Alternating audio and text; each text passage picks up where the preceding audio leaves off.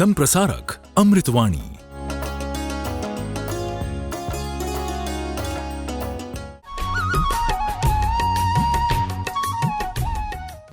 पन्नगे च सुरेंद्र च कौशिके पाद संस्पृशि निर्विशेष मनस्काय श्री वीरस्वामिने नमः। आर्हत वाङ्मय में कहा गया है, लाभंतरे जीवीय बूह इत्ता पच्छा परिन्नाय मलावधंसी। मनुष्य जीवन हमें प्राप्त है और एक दुर्लभ जन्म हमें प्राप्त हुआ है।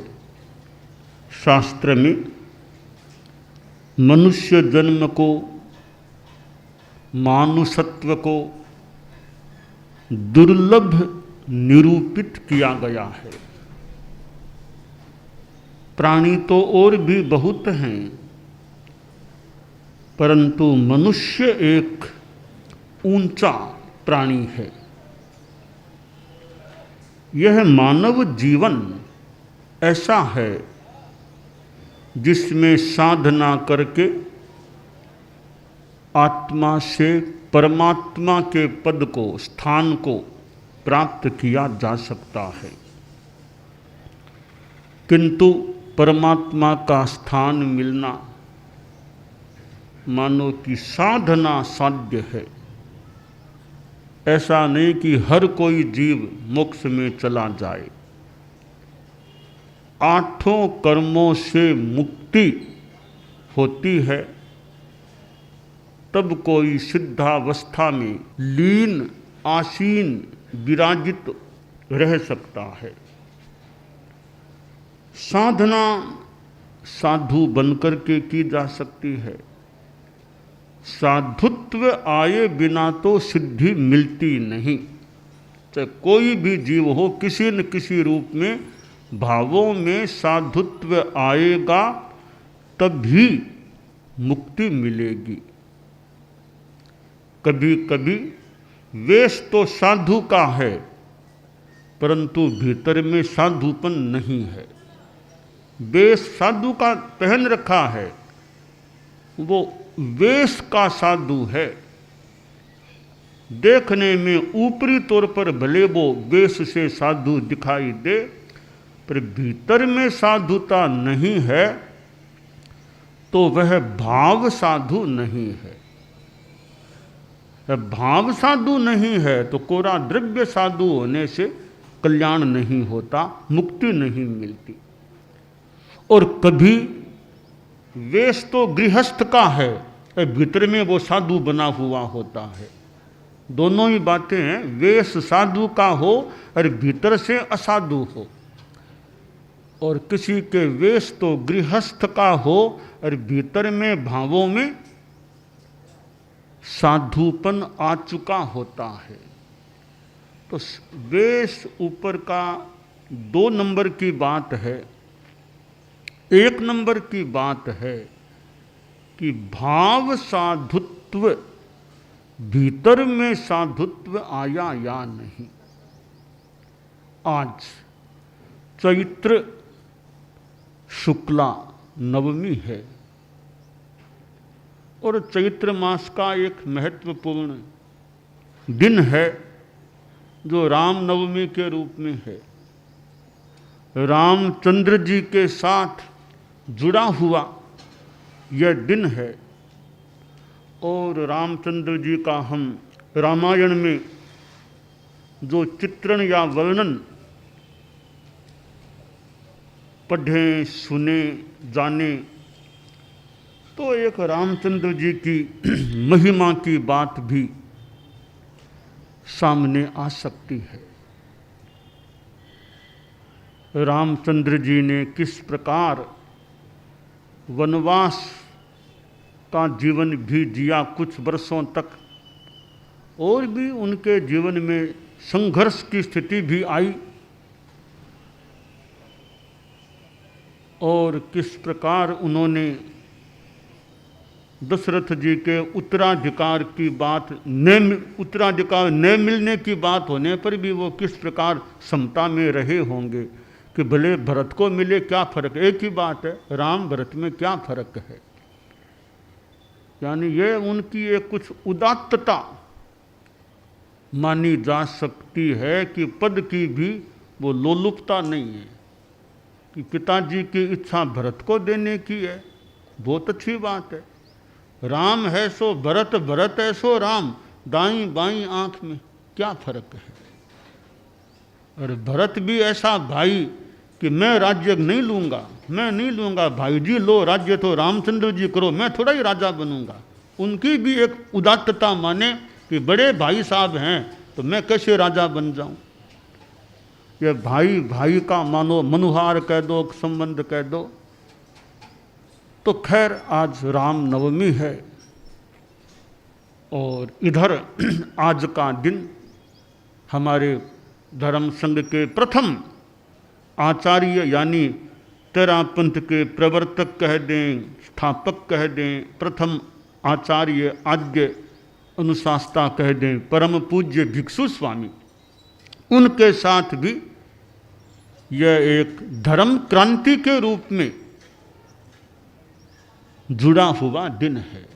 आज के दिन चैत्र शुक्ला नवमी को उन्होंने एक संप्रदाय से मुक्ति ली थी, अभिनिष्क्रमण किया था। थानकवासी परंपरा से, थानक से उन्होंने अभिनिष्क्रमण किया था। तो आज भिक्षु अभिनिष्क्रमण दिवस है और दिन भी एक अच्छा दिन मानो उन्होंने चुना, से लक्ष्य चुना, सहजतया हो गया। पर दिन एक चैत्र शुक्ला नवमी का, पहले तो नवमी शब्द भी, नवमी का अंक भी ऐसे आमतौर से अच्छा माना जाता है। फिर शुक्ल पक्ष है और वर्ष का प्रथम पक्ष मान लें, नए वर्ष का प्रथम पक्ष। और पुराने ज़माने में नए खाते व्यापार में कुछ वो नया सारा वो संभवतः करने का भी रामनवमी का दिन। तो आज के दिन परम पूजनीय हमारे जो प्रथम आचार्य थे भिक्षु स्वामी, उनके द्वारा अभिनिष्क्रमण आज के दिन किया गया था। तो वह 264वां दिन है, 264वें वर्ष का दिन है। विक्रम संमत 1817 में चैत्र शुक्ला नवमी को उन्होंने अभिनिष्क्रमण किया। अब 80 है तो 263 वर्ष पूरे हो गए और 264वां वर्ष आज प्रारंभ होने का। आचार्य भिक्षु एक संत पुरुष थे और वे युवा अवस्था में गार्हस्थ्य से अभिनिष्क्रांत हुए थे। और उनकी माता जी थी दीपाबाई, दीपा जी। कहते हैं उन्होंने सिंह का सपना देखा था। सिंह स्वप्न से मानो कि वो यानी भिक्षु स्वामी के जन्म से पहले उन्होंने वो सिंह का सपना जो भी, तो सिंह का सपना कोई माँ देखे वो भी अपने आप में एक बढ़िया सपना कहा गया है। तीर्थंकरों की माँ भी सिंह का सपना। तो यह एक सिंह स्वप्न की बात है। और जब उनके मन में दीक्षा लेने की भावना आई तो माता जी ने चिंतन किया, सोचा, या उनका मनोभाव था कि दीक्षा तो नहीं दूंगी, सिंह का सपना आया है मुझे, तो मेरा बेटा तो कोई बड़ा आदमी बनेगा, तो मैं इसको साधु कैसे बना दूं। अब भिखण जी नाम था, पहले मूल भिखण जी नाम था उनका। भिखण जी का मन था साधु बनने का। तो माता जी की आज्ञा के बिना गुरु जी दीक्षा कैसे देंगे। तो माता जी को समझाना है कि माता जी को कैसे समझाएं, कि गुरु जी समझाएं तो काम बन सकता है। तो गुरुदेव गुरु जी से कहा, रघुनाथ जी महाराज से आप माता जी को समझाओ। रघुनाथ जी महाराज उन्होंने कहा, दीपाबाई देखो दिखण की इच्छा दीक्षा लेने की है, तो ना बाप जी आज्ञा नहीं दूंगी, मैं तो आज्ञा नहीं दूँ। सिंह का सपना देखा है तो मेरा बेटा तो कोई बड़ा आदमी बनेगा, आज्ञा कैसे दूँ। अब गुरु यानी रघुनाथ जी महाराज ने भी समझाया कि दीपाबाई देखो जैसा भी जो भी, कि हमारे शास्त्रों में भी बात आई है सिंह स्वप्न की, तो जो माता सिंह का स्वप्न देखती है उसका वो बेटा या तो कोई मान लो राजा मांडलिक राजा बन जाए, जिसकी माँ सिंह के सपने से जो बेटा पैदा हुआ है वो बेटा राजा बन सकता है। दूसरी बात है राजा न बने तो भावितात्मा अनगार अच्छी कोटि का साधु बन सकता है। तो लगता है तुम्हारा बेटा वो साधु बन करके सिंह की तरह गुंजेगा। दीपाबाई थारो देख शेर, दीपाबाई थारो बेटो देख,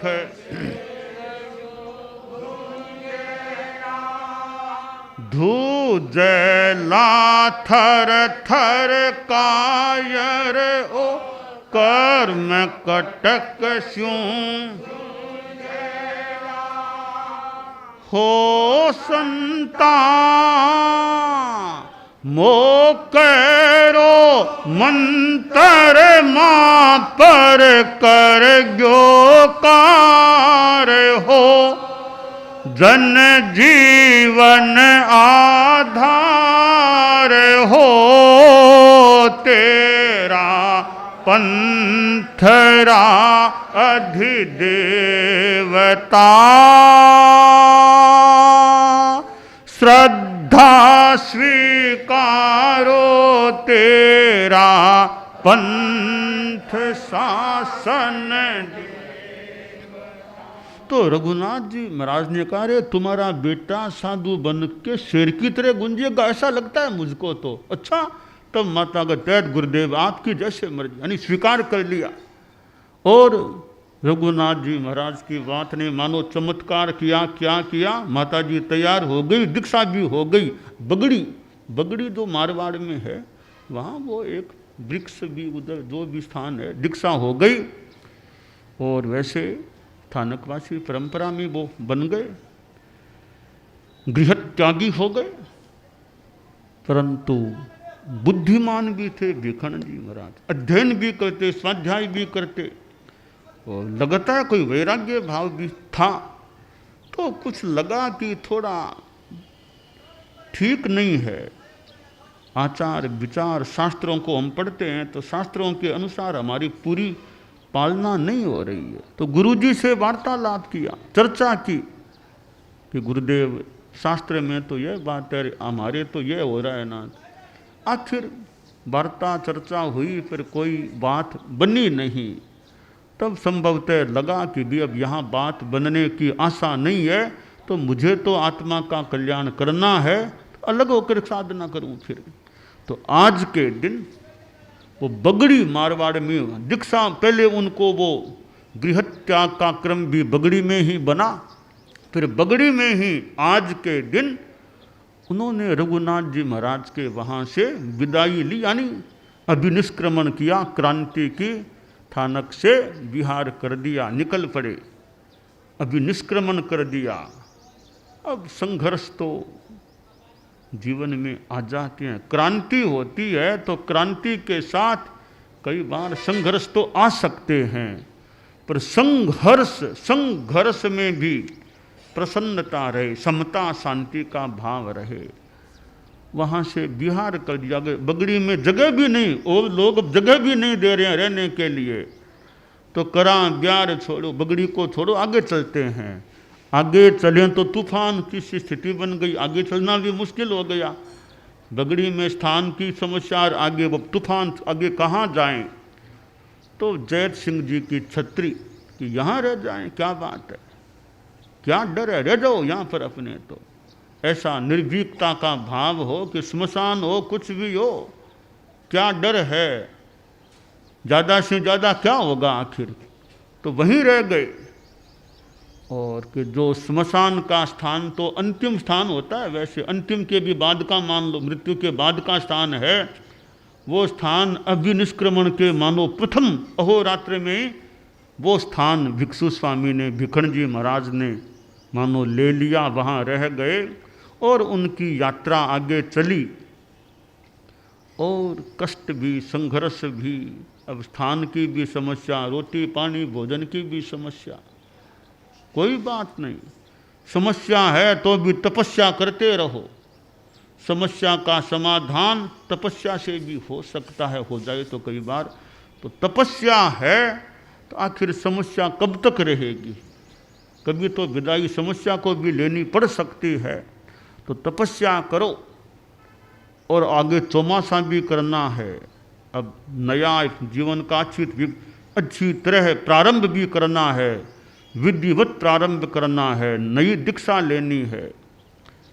आखिर मारवाड़ से मेवाड़ पधार गए, केलवा पधारे और वहाँ फिर वो आगे नई दीक्षा, नव्य भव्य दीक्षा की बात। तो यह आज का दिन है, वो पृष्ठभूमि का दिन है। तो आचार्य भिक्षु मानो कि भगवान की वाणी कह दें, आगम की वाणी कह दें, भगवान महावीर के प्रति श्रद्धा का भाव कि प्रभो पंथ तुम्हारा, पंथ तुम्हारा है, तेरा पंथ, हम तो चलने वाले पथिक हैं। प्रभो तुम्हारे पावन पथ पर जीवन अर्पण, बढ़े चले हम रुके न क्षण भी, हो यह दृढ़ संकल्प हमारा। प्रभो तुम्हारे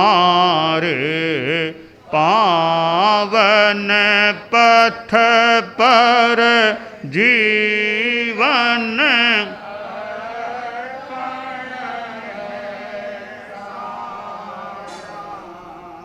प्राणों की परवाह नहीं है, प्रण को अटल निभाएंगे,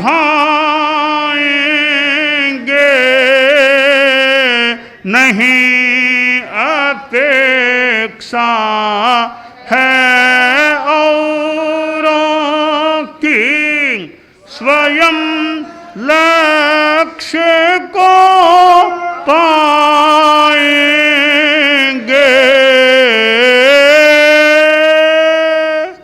एक तुम्हारे ही वचनों,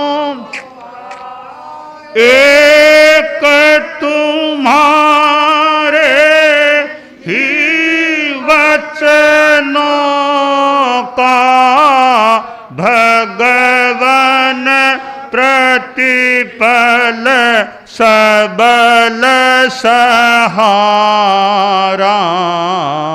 प्रभो तुम्हारे पावन पथ पर जीवन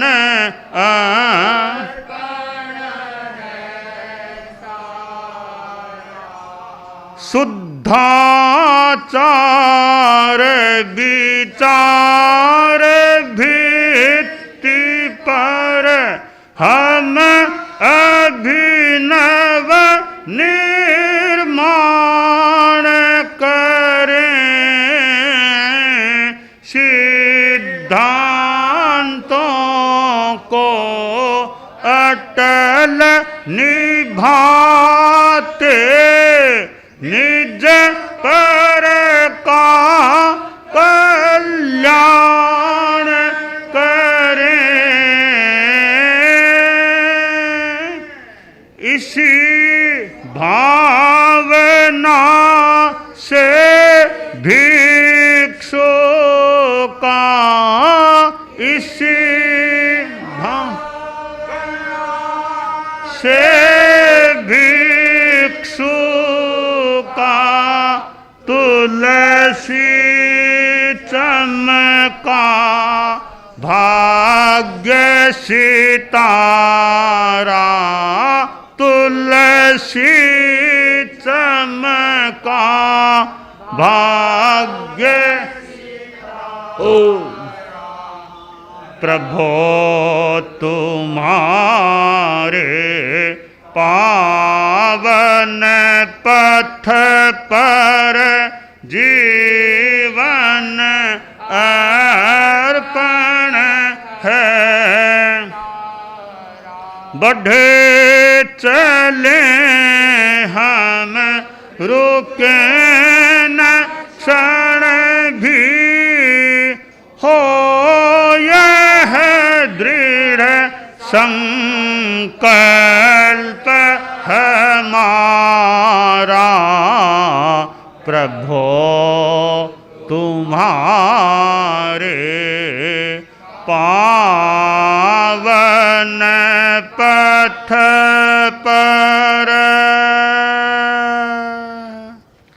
तो प्रभु का पावन पथ और जो हमारे धर्म संघ का नाम तेरा पंथ, प्रभो तेरा पंथ, यह तेरा पंथ मेरा पंथ बना हुआ है तो तेरा पंथ पथ पर जो चले मानो उसी का एक तरह से पथ है वो।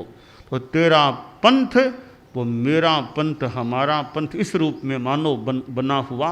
तो हम आज चैत्र शुक्ला नवमी के दिन राम नवमी रामचंद्र जी महाराज जो मुक्ति में गए और इधर परम पूज्य आचार्य भिक्षु जिनके एक अभिनिष्क्रमण से जुड़ा हुआ भी आज का दिन है। हम परम श्रद्धेय परम वंदनीय भिक्षु स्वामी के प्रति मैं अपनी श्रद्धा का अर्पण करता हूँ। संप्रसारक अमृतवाणी।